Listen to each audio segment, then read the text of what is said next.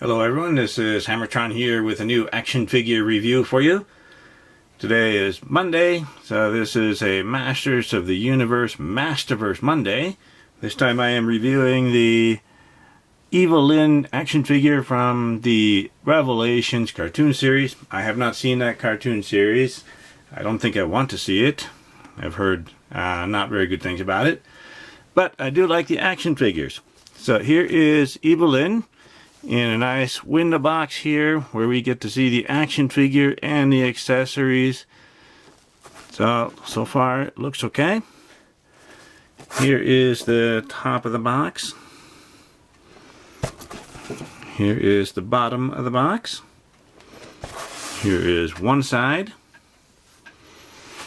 And the other side with a nice picture there. And here is the back with a little biography here about Evil-Lyn. And a nice picture there. Although I would prefer a picture of the actual action figure, but this is a nice looking painting there. Down here is a cross cell with the other action figures in this wave 1 that are available. This is one of those interestingly shaped boxes. Personally, I prefer a rectangle, but this is not too bad. It's not too hard to open up and then put it back in for storage. So in just a moment, I will open this up and review the action figure itself. Here are the accessories that come with the Evil-Lyn action figure. Here are a pair of hands. These hands were on the action figure in the package. A right open hand and a left gripping hand. So they put a sculpting detail on it and they painted it, so it looks very nice. And we also have a pair of fisted hands. So they have sculpted these and painted them. So they put a lot of effort into it. So I like the attention to detail. And then here, an open left hand and a gripping right hand.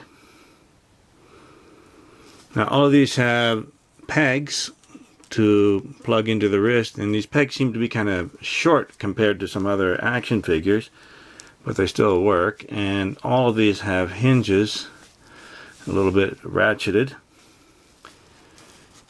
We also have a satchel that can be put over the head and through an arm.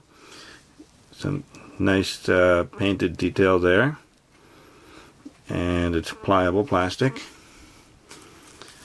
And we have a couple of either magic wands or scepters with a big ball at the end. I think it's meant to be the same one with magic collapsing it so it's easier to carry around or store. So lots of sculpting detail and painted detail. So these are very nicely made. And then here's the head sculpt of the head that was on the action figure. So it's a bit pliable plastic here. Some nice sculpting detail. A little skull there and some painting. I think they did a nice job. And here's the other head sculpt with some nice white flowing hair. This is pliable plastic here. Long hair in the back. So when we have this head on the action figure, because of the hair, we cannot move the head around very much, so there's no real articulation that way. Here is the Evil-Lyn action figure. Let's see how tall she is.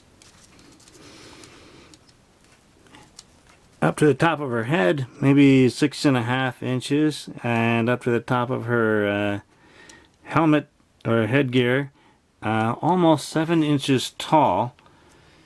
So that's a respectable height. This action figure is in the 7-inch scale, so a little bit bigger than the 6-inch scale, which is about the 1/12 scale. Let's take a look at the action figure. So the head sculpting is nice. It looks like it's nicely painted.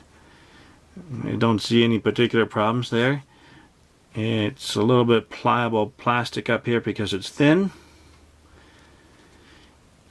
Here's the upper body. I think this furry part is an extra piece that is glued onto the upper torso.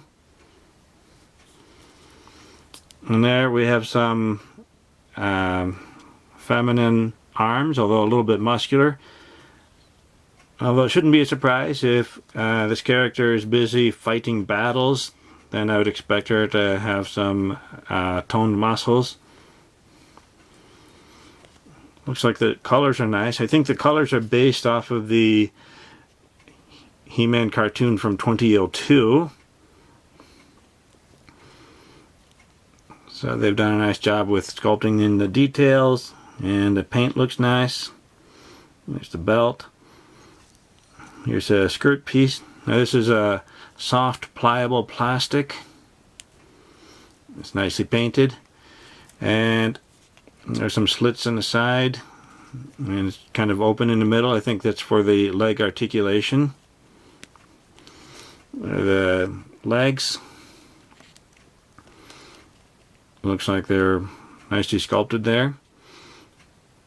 And then actually it looks like the joints are pinless. I don't see any pins on the side of the knees or the arms up here. So they're using some pinless designs for the arm or elbow joints and the knee joints. And then here are the boots. Nicely sculpted boots here.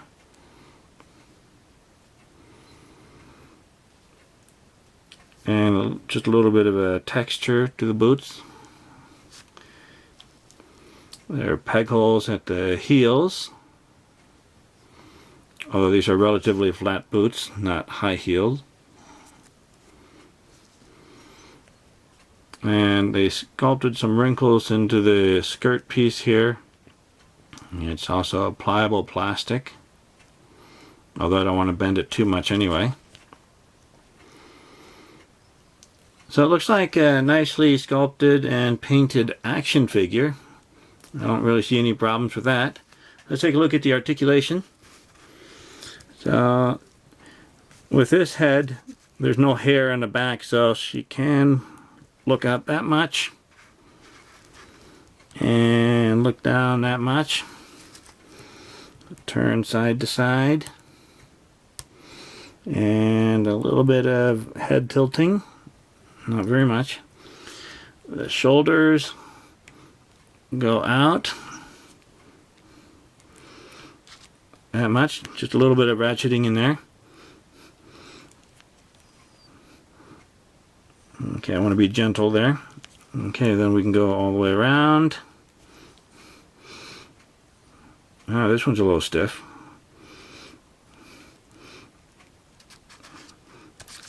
No, I don't think this one can go all the way around. I'm not going to try, but... Alright, bicep swivel here.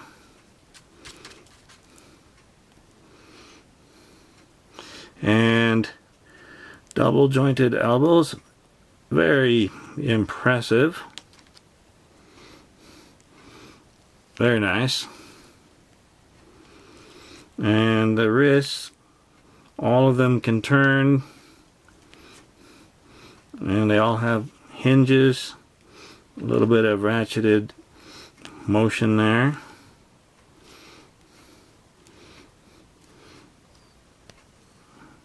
And then there's a diaphragm cut, so we can not go forward very much, go back a little more.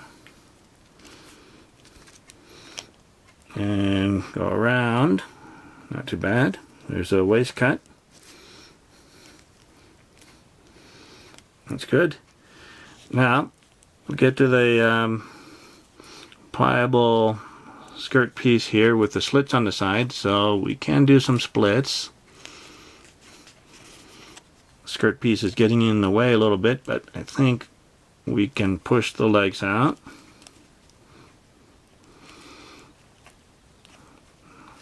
Not too bad. And let's see, can we kick forward through the skirt piece? Yes, we can kick forward that much. And no, we cannot go back. Now, I don't think we can really get her in a sitting position. She can sit, but we'd have to have a special chair or something that allows the skirt piece to go behind it. And upper thigh cut on both sides. That one turns. This one turns too. Very good.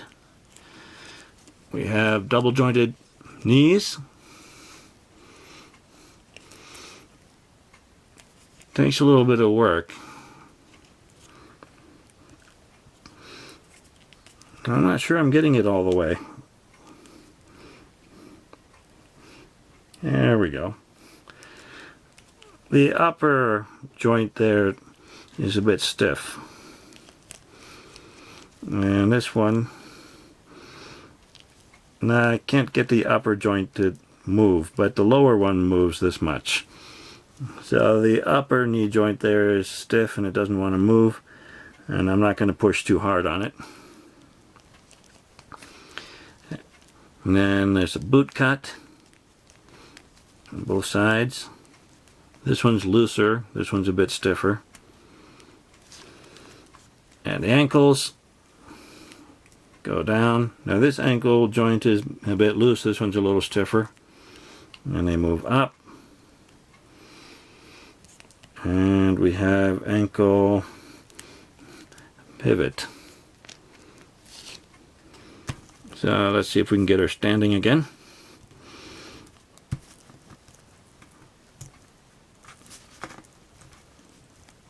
So what I've noticed, this shoulder joint is a bit stiff. I can't get it to go all the way around. Not that I really want to anyway, because it's not a normal movement. This upper joint for the knee doesn't want to move. I'm not going to push too hard. And looks like some of these joints are pretty loose already, and I've just taken this out of the package. So that one's very loose there. That one's very loose there. So I'm not very happy about the loose joints and the stiff joints. It seems like too many problems in one action figure so soon. Here is Evil-Lyn next to the Fortnite 4-inch action figure by Jazzwares Rush Lord and the 4-inch action figure from the Animal Planet set. Here's Evil-Lyn next to the Mighty Morphin White Ranger from the Power Rangers Lightning Collection and the Havoc action figure from the Jazzwares Legendary Series Fortnite action figure. Here's Evil-Lyn next to He-Man. I appreciate the height difference between the action figures. The male characters are larger than the female characters. Here's Evil-Lyn with her long flowing white hair next to He-Man. I like the height difference. Men should be larger than women. And I think in the He-Man cartoon from 2002, Evil-Lyn was attracted to He-Man. So they might make a nice couple. Here's Evil-Lyn next to the Marvel Legends Invisible Woman and Marvel Legends She-Hulk action figure. It's nice to see the She-Hulk still towers over Evil-Lyn. However, Evil-Lyn towers over the Invisible Woman. Maybe she shouldn't be that tall compared to the Invisible Woman, but they are slightly different scales. Here are the ladies with all their long flowing hair. The HammerTron Sledgehammer rating is not very good. Now, I wanted to like this action figure more than I did, but well, it looks nice, nicely sculpted, and it looks like they put some effort into painting the details, so that part is nice. However, the action figure needs to have joints that actually work, and the shoulder joint here not going all the way around, and one of the knee joints not working very well, and the looseness of the joints right out of the package I know it's been in the package for about a year, but I just got it out and the joints are already loose and I haven't even played with it. So that really disappoints me. So it's going to have a low rating because of that. So thank you for watching my review. Remember to like the video, leave a comment, and subscribe to my channel to keep up to date with my future reviews. I'll see you next time. Bye, everyone.